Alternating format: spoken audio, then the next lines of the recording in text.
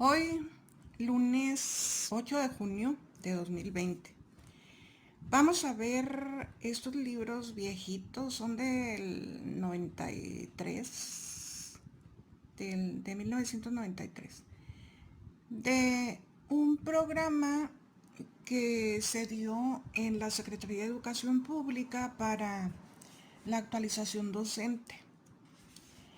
En esta reforma del 93 nos cambiaron el método de escritura, de lectura. En este método, no recuerdo, en realidad creo que no era un método, era un programa. El programa de Palem, que era un programa que se usaba mucho para los niños con discapacidad o algo así, no recuerdo bien. Los libros estos de primero y de segundo nos hicieron ver la importancia de dejar libre al niño, sobre todo al escribir. Y nos hicieron ver también que cada niño tiene su paso, tiene su madurez, tiene su manera de aprender. Unos es muy lento y otros es muy rápido. Entonces, por eso hicieron en el ciclo primero y segundo, se daba la oportunidad de que el niño se desarrollara en estos 2 años en el lenguaje. El lenguaje estaba dividido en este programa en 4 apartados. El primero, sin orden, ningún orden, era lectura, escritura, ¿qué más? Reflexión sobre la lengua y escritura, lectura, reflexión sobre la lengua y ¿qué más? La lengua, ay, no recuerdo. Pero lo importante aquí es que al niño se le dio, en este programa se le daba la oportunidad de avanzar a su paso. Y lo que más me gustó a mí fue la escritura, funcional totalmente. La escritura, el niño se hacía cargo de el dictado, por ejemplo, de ellos solos encontrar la manera de escribir. Y me encantó porque yo estaba muy acomodada al método silábico. Y en este libro encontré que una manera muy relajada de ver la escritura. Todos los días se hacían dictados donde los niños escribían de acuerdo a su propio ritmo, a su maduración, escribían lo que le dictaba el maestro. El dictado era diario, y ahí iban reafirmando su conocimiento del alfabeto. Aquí les voy a presentar algunos garabatitos que tenía este programa. Por ejemplo, el niño cuando entra a la escuela tiene una imagen en el cerebro de las cosas. Por ejemplo, si le dices pelota, pues él se imagina la pelota. Si le dices Pedrito, pues se imagina un niño. Si le dices Juanita, se imagina una niña. Y así. Entonces, el maestro desde el primer día, desde la primera vez que están sentaditos en el aula, les hace dictado de campos semánticos. Por ejemplo, de pura fruta, de puras verduras, o de animales, o de herramientas, o el caso es que deben ser palabras que tengan un mismo sentido, ¿no? Y los niños van avanzando. Cuando ya llevan un mes o algunos, ¿no? Porque recuerden que es de acuerdo a su maduración. Y aquí vemos cómo algunos niños escriben palabras dictadas, por ejemplo, gato, un ganchito, mariposa, la A mayúscula, caballo, la E mayúscula, pez, el número 1, y el enunciado, el gato bebe leche, una O un cero. Y hay que respetar esa escritura, porque es la que el niño tiene en ese momento. Su maduración dicta ese momento. A estos niños les decían presilábicos. No tenían una sílaba, solo tenían una representación. Las representaciones podían ser diversas. Por ejemplo, aquí, en las mismas palabras, la primera, mariposa, la segunda, pescado, y la tercera, el gato bebe leche. Y fíjense que es un chorizo de letras, pero letras repetidas, donde ellos quieren expresar esas palabras. Dice escritura sin control de calidad.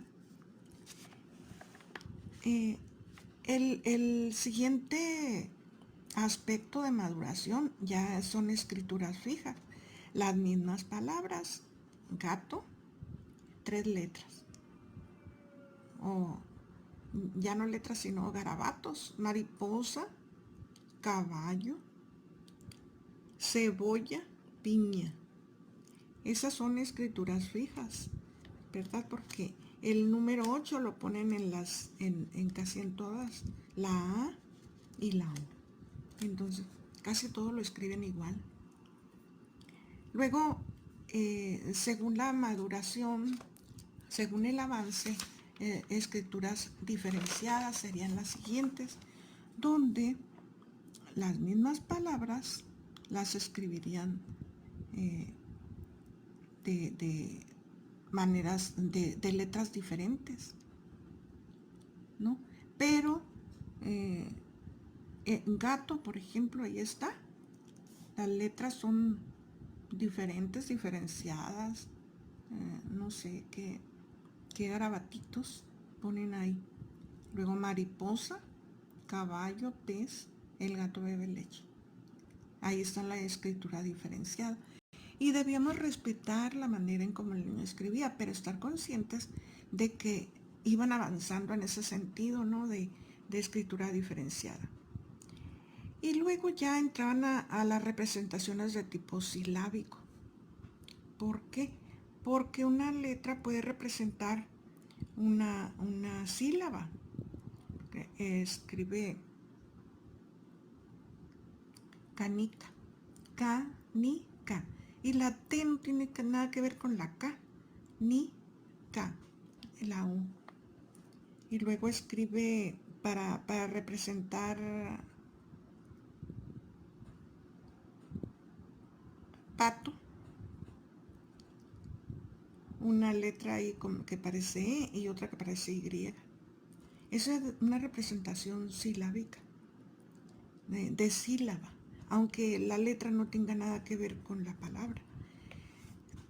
Para comprender esto, los maestros que ya teníamos 20 años de servicio en el 93, pues fue un poco difícil, no un poco, mucho difícil, una barbaridad de difícil, porque pues representar esas cosas, ¿no? A un niño, por ejemplo aquí la palabra sol, nada que ver las letritas con la S, la O y la L.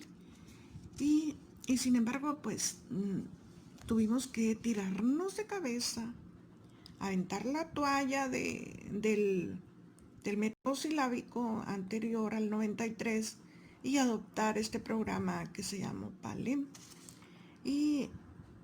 Pero fue un despertar de muchos maestros en cuanto a que no conocíamos a los alumnos, no conocíamos a los niños y esto nos dio una luz diferente, igual que las matemáticas, que en el video que está por ahí, en este mismo canal, Las matemáticas también se tomaron de esta manera diferente, de una manera muy, muy, muy extremadamente opuesta a como estábamos acostumbrados. Aquí todavía sigue la, la estación silábica. Después está la presilábica y la alfabética, ¿no? Aquí ya escriben todavía comiéndose una que otra letra, ¿no? Inclusive, pero respetamos mucho su manera de escribir porque los niños necesitaban esa confianza de escribir como ellos pudieran, y al cabo de diferente tiempo los niños accedían a la escritura y a la lectura también. Estos libros tienen mucho, mucho, mucho contenido para los maestros de que los niños, como dice Piaget, tienen diferente manera de desarrollarse de acuerdo a sus genes primero, porque algunos pueden traer una maduración pronta, una maduración grande, y otros no, otros según sus genes, pues su mente, su cerebrito es diferente. Y, y Vygotsky nos dice que apoyándose en el medio, hay un desarrollo en el cerebro que le permite al niño ir aprendiendo. Pero también Vygotsky nos dice que los centros de desarrollo próximo van aumentando de acuerdo a la maduración, de acuerdo al andamiaje, de acuerdo al apoyo que le den a esos niños sus maestros o sus padres, sus amiguitos, el medio social. Por eso, después del 93, el enfoque del español fue comunicativo, funcional y psicosocial, porque ya metieron a Vygotsky en el programa fue 2006, 2004-2006, ya fue otra reforma. Pero en esta del 93 estaba Piaget, donde los niños tienen ciertas características a cierta edad y hay que tratarlos con esas características. Este programa fue muy bello, muy bonito, fue encantador para mí porque me permitió hacer un experimento con algunos niños donde en primer año el objetivo mío fue como en 96, 98. Fue que los niños al terminar la primaria, al terminar el primer año, perdón, el primer año de primaria dieran una conferencia. Y ese fue el objetivo general. Y cada mes había un objetivo mensual, donde la expresión oral fue nuestro objetivo general, ¿no? En la expresión oral empezó con tarjetitas, con campos semánticos. A los niños les daba una tarjeta a todo el grupo, a diferentes animales, y entonces ya hacía como un juego, donde los niños pasaban al frente a hablar del animal que les tocó en su tarjeta. Pero primero hacíamos observaciones de esos animales, ¿no? Características principales, por ejemplo, decía, pasen al frente los niños que tienen animales que vuelan. Y pues ya el niño veía su tarjeta y si le veía alas o que podía volar, pues se paraban enfrente. Algunos niños que tenían una vaca, por ejemplo, también se paraban enfrente. Y decían, me recuerdo muy bien a un niño que se paró enfrente con su vaca y todos los niños le dijeron, las vacas no vuelan. Y él dijo, en mi cuento, en el cuento que yo escribí, mi vaca sí vuela. Y por eso él se paró enfrente. Y todos le aplaudieron porque la vaca de su cuento sí volaba. Pues fue una experiencia muy bonita. Luego hice hincapié en la observación de las características de los animales, de las características de los juguetes, de las características eh, de las personas, de las cosas, de las herramientas, de las frutas, de las comidas, todo en campos semánticos. Entonces los niños poco a poco fueron perdiendo el miedo a hablar frente a grupo, pero eso nos llevó 10 meses, ¿no? A todos los niños. Y llegamos a hacer una, eh, una confianza en ellos de pararse en el frente y que los demás no se burlaran, no se rieran de las cosas que ellos decían. Porque para todo debían de tener una justificación ellos, ¿no? Entonces, volviendo con el libro, al finalizar el año, eh, ya para abril, mayo y junio, los últimos 3 meses, hice una selección y delante de los padres, ¿no? Hicimos reunión de padres y delante de los padres votaron por la selección de primero, segundo y tercer lugar. El tercer lugar, todos los niños que quedaron en tercer lugar se quedaron en abril, ¿no? El segundo lugar, todos los niños se quedaron en mayo y el primer lugar, todos los niños en junio. Entonces, todos los padres hicieron esa selección. En mayo, otra vez se presentaron los niños de mayo y junio. Y los papás, pero ahora los maestros también de la escuela, 12 maestros y el director, apoyaron la selección y seleccionaron niños de primer lugar que iban a volver a concursar en junio y los que tenían el segundo lugar pues ya se quedaron en mayo rezagados, ¿no? Pero no rezagados en realidad porque hicieron una evolución muy buena de la expresión oral. Y y ya en junio quedaron 10 niños que volvieron a concursar por el primero, segundo y tercer lugar del salón. Eran 32 niños. Entonces esos 10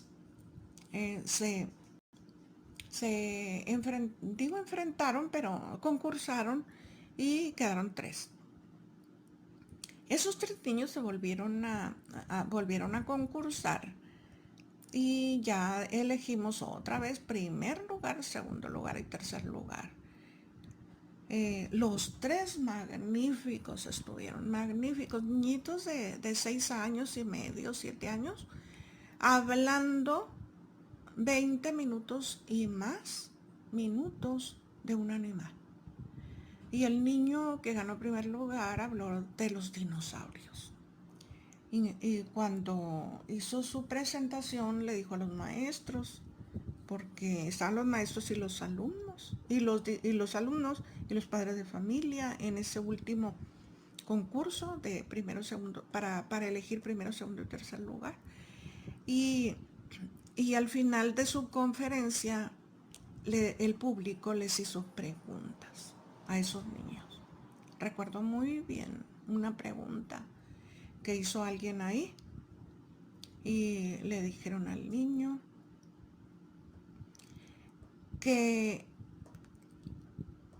¿qué haría él si un tiranosaurio rex se lo quisiera comer? ¿No? Y el niño contestó, ¿no escuchaste la conferencia? Que los dinosaurios se extinguieron hace más de 60 millones de años y el hombre todavía no aparecía en ese periodo. El hombre tiene 4 millones de años, un poquito más, un poquito menos, que apareció. Y entonces no puede ser que hagas esa pregunta. Y un niño de 7 años contestó así en su conferencia. Y yo, pues, como pavo real. ¿Por qué? Tuvimos 10 meses de preparación para ese momento. 10 meses. Y los 3 niños que quedaron en primero, segundo y tercer lugar fueron magníficos, fueron excepcionales. Porque yo me centré en reflexión, en la expresión oral. Y ahí pues tuve un éxito muy grande, pero con objetivos, con metas y con estrategias didácticas. Por eso se logró. Bien, el apartado que no me acordaba es reflexión sobre la lengua.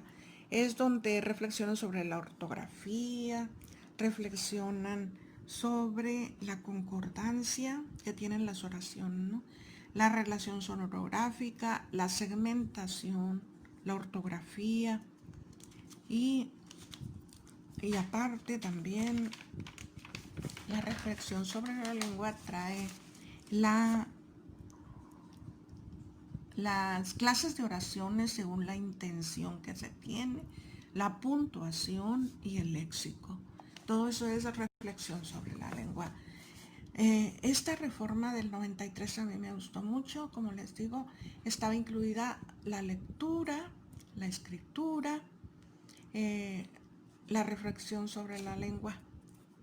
Y fue una reforma muy, muy, muy bonita.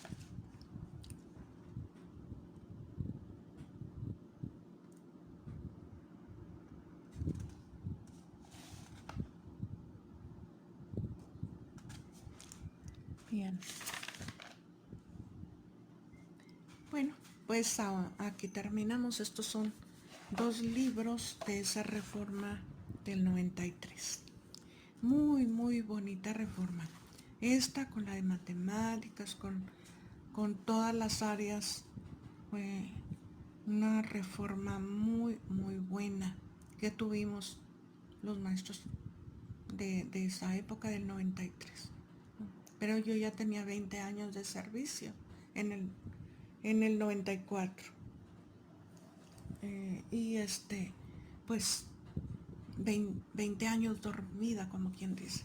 Y esta reforma me abrió los ojos, me hizo ver otras cosas en educación y me hizo amar más la docencia. Ya en el año 2000 entré porque yo no solo era profesora de educación primaria, ¿no? Pero ya tenía mi licenciatura en psicología, la terminé en 1981, la licenciatura en psicología.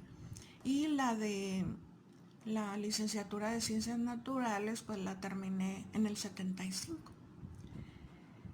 Y pues esto es parte de la preparación que tuve en 40 años de servicio. En el 2000 hice la licenciatura en educación en la UPN, en la Universidad Pedagógica Nacional. Y después ya con el tiempo, en el 2012, en el 2011, entré a la maestría. Y en el 2014, 2015, entré al doctorado. Ya no tenía nada que ver como maestra, ¿no? Ya había terminado, ya me había jubilado, pero quise terminar el doctorado porque me encantaba la preparación docente. Bien, aquí está esto más, espero que les sirva a los que lo vean.